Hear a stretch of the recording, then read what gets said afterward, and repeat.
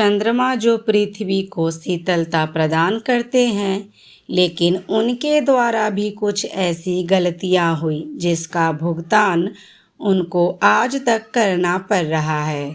यह कथा चंद्रमा और राजा दक्ष की 27 पुत्रियों के साथ जुड़ी हुई है। तब चंद्रमा को राजा दक्ष के द्वारा ऐसा श्राप मिला कि उनका तेज कृष्ण पक्ष में घटता ही जाता है।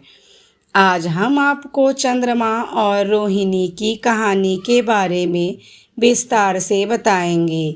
हमारे सभी सनातनी भाई बहनों को नमस्कार। आप देख रहे हैं आध्यात्मिक कथाएं।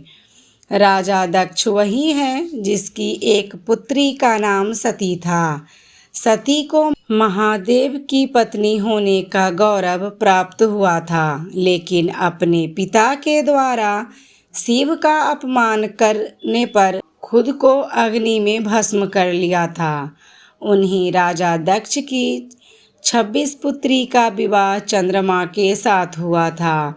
एक दिन चंद्रदेव यूं ही विचरण करने के लिए निकले थे, तब उनकी नज़र राजा दक्ष की बड़ी पुत्री रोहिणी पर पड़ी। उनको देखते ही चंद्रमा का मन रोहिणी पर मोहित हो गया। दूसरी ओर चंद्रमा के तेज व सुंदरता को देख वहां खड़ी राजा दक्ष की 26 पुत्री का मन भी उन पर आ गया था। जब चंद्रदेव को भी इस बात का ज्ञान हुआ कि रोहिणी और उनकी अन्य बहनें भी उनसे प्रेम करती हैं, तो वह बिना देरी किए राजा दक्ष के पास गए और उनकी 26 पुत्री से विवाह का प्रस्ताव उनके सामने रख दिया। राजा दक्ष यह देखकर आश्चर्यचकित रह गए, लेकिन जब उन्हें अपनी पुत्री की इच्छा का पता चला तो उन्होंने उन्हें बहुत समझाया। दक्ष के समझाने के बाद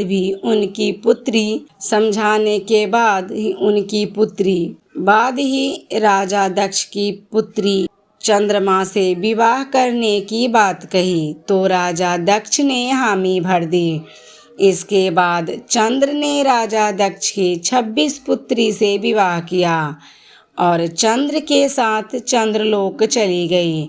चंद्रमा के 26 पत्नियां कोई और नहीं बल्कि 26 नक्षत्र हैं, इसलिए उनकी 26 पत्नियों के नाम पर ही 26 नक्षत्र का नाम पड़ा, जिन्हें हम जानते हैं उनकी 26 पत्नियों के रूप में: रोहिणी, अश्विनी, मूल, मृगशीला, चित्रा, अनुराधा, विशाखा इत्यादि।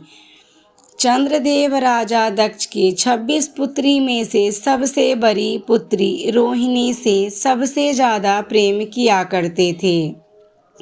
इसी कारण वे अपने ज़्यादातर समय उन्हीं के साथ बिताया करते थे और हर कार्य में उनका ही महत्व दिया करते थे।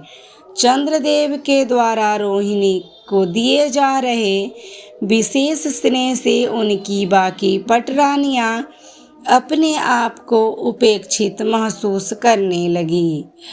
अपेक्षा बढ़ती चली गई और रोहिणी की बाकी सभी बहनों को इससे ईर्ष्या होने लगी। चंद्रमा के द्वारा उनके साथ किया जा रहा यह व्यवहार उन्हें सहन नहीं हुआ और वे सभी पुनः अपने पिता राजा दक्ष के पास चले गए। राजा दक्ष अभी अपनी सभी पुत्री के इस प्रकार अचानक आगमन से चौंक गए और उनके आने का कारण पूछा। तब सभी ने अपने पिता के सामने पूरी बात बेझिझक बता दी और इसका समाधान निकालने को कहा। तो राजा दक्ष चंद्रमा से मिलने गए, उन्हें ऐसा न करने की सलाह दी। चंद्रमा ने दक्ष की बातों को ध्यानपूर्वक सुना और आगे से ऐसा न करने की बात कही, लेकिन रोहिणी के प्रति अपने विशेष को नहीं छोड़ा। इसी कारण चंद्रमा को पीड़ित रहने का श्राप मिला। जिस कारण चंद्रमा का तेज हमेशा के लिए चला गया। अब चंद्रदेव के पास न तो सुंदरता बची थी, न ही पहले जैसा तेज। अपने द्वारा चंद्रदेव को दिए गए श्राप का ज्ञान हुआ तो उन्हें चिंता होने लगी। बिना चंद्रदेव के तेज से पृथ्वी पर संकट उत्पन्न होने लगा। इसलिए सभी देवतागण भगवान ब्रह्मा के पास गए, उसका कुछ उपाय बताने को कहा। भगवान ब्रह्मा ने चंद्रदेव को बताया कि उन्हें श्रापों से मुक्ति केवल भगवान शिव ही दे सकते हैं। उनकी प्रसन्नता के उपाय करने चाहिए। इसके लिए उन्होंने एक शिवलिंग की स्थापना करने को कहा। मान्यता है कि 12 ज्योतिर्लिंगों में सर्वप्रथम ज्योतिर्लिंग सोमनाथ की स्थापना चंद्रदेव के द्वारा ही की गई थी। भगवान शिव को प्रसन्न करने के लिए उन्होंने ही गुजरात में सोमनाथ ज्योतिर्लिंग की स्थापना की थी। उत्तराखंड के रुद्रप्रयाग में चंद्रशिला पहाड़ी पर भी चंद्रदेव ने शिव की तपस्या की थी। उनका नाम चंद्रशिला पड़ा। चंद्रमा की भक्ति व पश्चाताप देखकर भोलेनाथ प्रसन्न हो गए और उन्होंने चंद्रमा को दर्शन दिए। उन्होंने चंद्रमा से कहा कि राजा दक्ष के द्वारा दिए गए श्राप को खत्म नहीं कर सकते हैं, लेकिन वह इसके प्रभाव को अवश्य ही कम कर सकते हैं। इसलिए उन्होंने चंद्रमा के तेज को 15 दिन घटता और 15 दिन बढ़ने का आशीर्वाद दिया और श्राप के प्रभाव से मुक्ति दिलाई।